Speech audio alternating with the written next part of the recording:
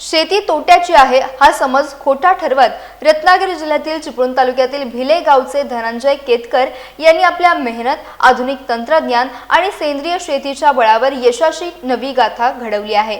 केवळ 45 हापूस कलमांपासून सुरू झालेला हा प्रवास आज तब्बल 6000 आंब्याच्या झाडांपर्यंत पोहोचला आहे। त्यांच्या उल्लेखनीय कार्याची दखल घेत महाराष्ट्र शासनाच्या कृषी विभागाने त्यांना उद्यान पंडित या मानाच्या पुरस्काराने गौरवले।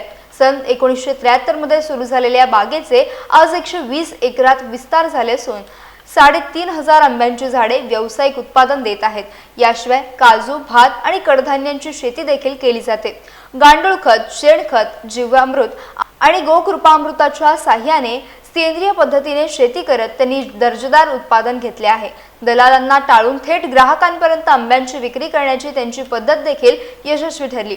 कृषी विभागाच्या योजनांचा प्रभावी वापर, आधुनिक यंत्रसामग्री आणि सेंद्रिय शेतीची सांगड घालत धनंजय केतकर यांनी कोकणातील शेतकऱ्यांसमोर एक प्रेरणादायी आदर्श उभा केला आहे।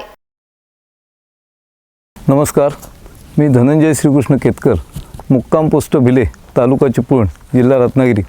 आमचं एकूण आत्ता 120 एकर क्षेत्र हे आमच्या लागवडीखाली आहे आणि 5 ते 5.5 झाडं आमच्या याच्यामागे आहेत। आता हे करत असताना आम्ही शासनाकडनं आम्हाला जे ग्रास कटर लागतात, गवत कापणीचे यंत्र, पॉवर स्प्रे, ट्रॅक्टर, ही सगळी अवजारं आम्ही आणि 100% फलोद्यान, 100% फलोद्यानखाली आम्ही लागवड केलेली आहे।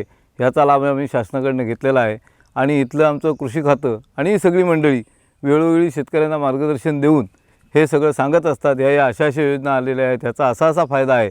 त्यामुळे ह्या इथल्या कृषी खात्याचा म्हणजे सगळे तालुका कृषी अधिकारी असतील, तुमचे कृषी सहाय्यक असतील, मंडल अधिकारी असतील, ह्या सगळ्यांचा ह्याच्या आमच्या यशामागे फार मोठा वाटा आहे। कारण ह्या जरी योजना असल्या तरी ह्या तळागाळापर्यंत शेतकऱ्यांपर्यंत पोहोचवण्याचं काम हे आमचे कृषी सहाय्यक आणि कृषी खातं हे करत असतं।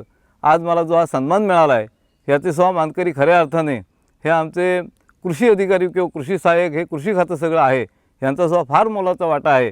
कारण जरी आमचं हे किती काही जरी असलं तरी हे प्रेझेंट करणं किंवा ते कागदावर दाखवणं ही सगळी मेहनत त्यांची आहे। चिपळूणमध्ये हा जो सन्मान आहे हा आमच्या कुटुंबाचा आहे, त्याचबरोबर गावाचा आहे, तालुक्याचा आहे आणि संपूर्ण आपल्या कोकण विभागाचा हा सन्मान आहे असं मी म्हणेन। आणि ह्याच्यापुढेही निश्चितच आता जबाबदारी आणखी वाढलेली आहे।